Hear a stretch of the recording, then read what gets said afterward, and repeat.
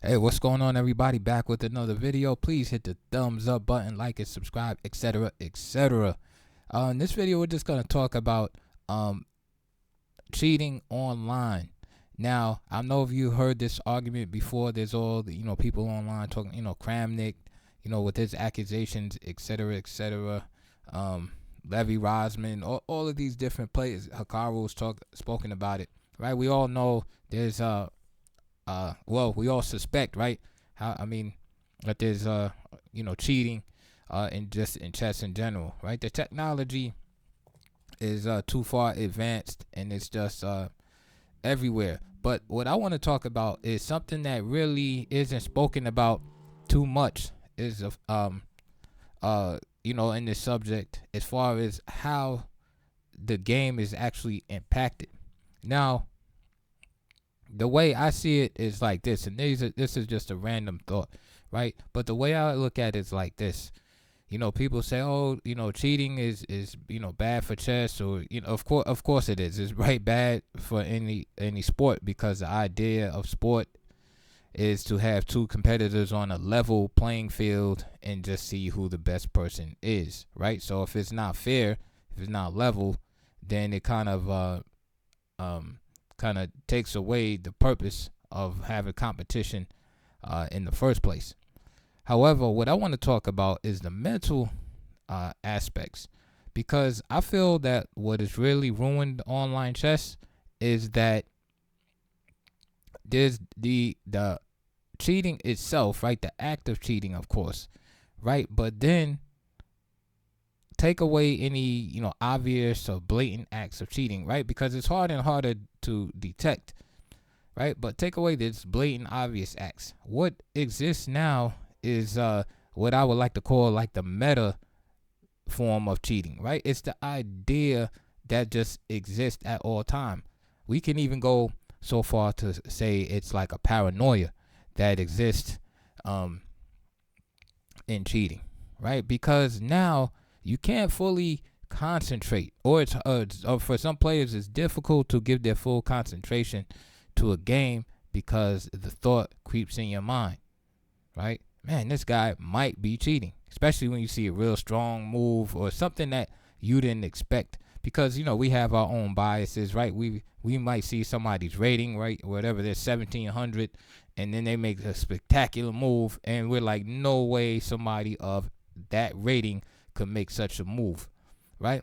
And so all of that mental energy focusing on, are they cheating, are they not cheating, that takes away from the concentration that is required in the game. And then that's all it takes, right? For you to start making blunders, for you to have an oversight, just because you're just distracted with this almost subconscious idea at this point. Because I think it's in the back of every player's head. Like, I hope I don't run across a cheater. I hope this guy is not cheating, right? Every loss that we have, we're always wondering, man, did this guy cheat? Especially if we felt we played a good game, right? We felt we played a good game. We're like, oh, that guy had to be cheating. There's no way.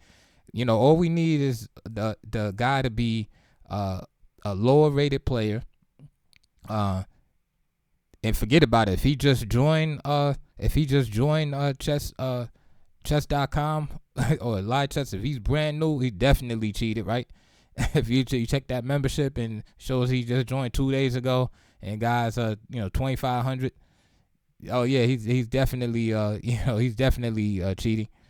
So this, it's the psychological impact that I think just saps the joy from the game, at least for myself. Because who wants to waste their energy concentrating against a unbeatable opponent, and just to get trolled at the end by somebody that's just doing it just to be annoying. I think some players know they're gonna get banned. They just say, figure how long can I just troll and get away with it. So it takes away not only from a player's concentration, but it takes away, I think, from just the overall joy of the game. And this reminds me of tactics that are constantly used in high level chess, especially in the world championship matches. I remember during the Kramnik Topalov match, right? Topalov was having a hard time at a certain point, and then you had all the famous cheating accusations, right? The toilet scandal and going in the restroom of Kramnik and checking for wires and cables because I think Topalov's second, Silvio Danilov, had accused Kramnik and his team of providing some type of assistance, and this big hoopla was made out of checking the bathroom and the ceiling and all of this stuff like that. And a lot of that is just gimmicks in order to try to get some type of edge psychologically, because again, Kramnik, right, he's playing great, he's in excellent form, and so how can you get him out of his good form while your player is trying to get back on track, right? So you make this accusation, right, aka distraction, and now the focus is off, because now instead of focusing on chess, now you might have some animosity. Yeah, this guy, as soon as he walks into the playing hall, you see the manager, now you're looking at him like, this guy, I can't believe this guy accused me of that. So now your focus is off, and that's all it takes at that top level, is the focus to be just distracted a little bit, and now you're not playing your best. Or when you get tired, you make a blunder in time control. Another example is in the 1978. I'm not sure if it was 78 or 81 championship match between Karpov and Korchnoi. You had the famous scandal with the hypnotist in the audience, right? That was supposedly hypnotizing Korchnoi. Again, another distraction, right, to try to create some other reason why your player is losing, and also to throw the player that is winning games, right, into some type of disarray, so that he will lose focus. Fischer, master of this, right? Constantly making outlandish claims, right? Demands, etc. And this definitely had an effect on players. Yes, he was a great player, but the antics definitely had an effect. Just think of the 1972 chess championship against Spassky, when Fischer forfeited the first two games, and Spassky could have just basically said, you know what, I'm not playing. I think his delegation didn't, just wanted him to just take the forfeit and match and go home. But Spassky, being the type of man he was, he wanted the issue to be settled on the board, right? So maybe him being too kind was an error. Fischer won that game, or won that match over the board psychologically, because he got Spassky and his team, or Spassky at least, to acquiesce to some outrageous demands, with him not showing up, coming late to games, things of that nature. These are all psychological tactics, and I can go on and on with various examples. But at the top levels, these people know that any kind of minor distraction, and this is where a good manager comes in, because the management is supposed to take care of everything so that the player can concentrate 100% on the game. And so the other team, obviously, if their player is losing or doing bad, it's a good strategy to try to create some type of a distraction, dubious accusation, and try to at least get that player thinking about something else than brilliant chess.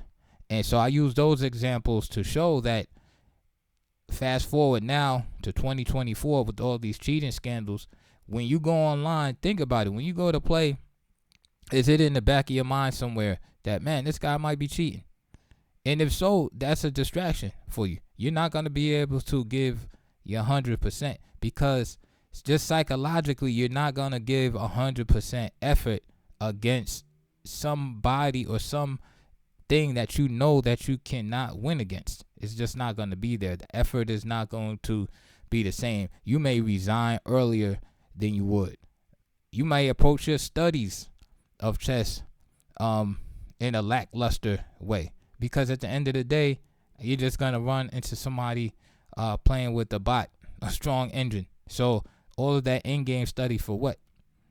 So that's just my quick thoughts on that. Like I said, I don't think a lot of people have brought the psychological aspect of cheating up. You know, the basically the side effects of cheating overall. And like I said, I do believe for a lot of players that is really ruined the game as far as the enjoyment of it. Because a lot of people just want to play some casual games, whatever they get off work. They just want to play a few games, and nobody wants to be aggravated on top of their job or whatever they're trying to escape from by somebody just online trolling with the bot. So let me know what you think in the comments about the side effects of cheating. If I'm wrong, let me know, or if you have a different perspective on the matter, let me know what you think. And again, please like and subscribe, and get into the comments below. And I am on chessgames.com. I'm on live chess also. I only play like 3-minute games. Again, just like the rest of you, like all the cheating and online scandals and all that stuff, that's like aggravating. I've encountered my share of cheaters, and just psychologically, it's not as fun for me anymore. So a lot of times I just get on there, and my rating's still pretty good, but it's I'm definitely not giving my full effort as if I felt everything was just 100% on the level. So anyway, that's my thoughts on that. Let me know what you think in the comments below, and I'll see you guys on the next video.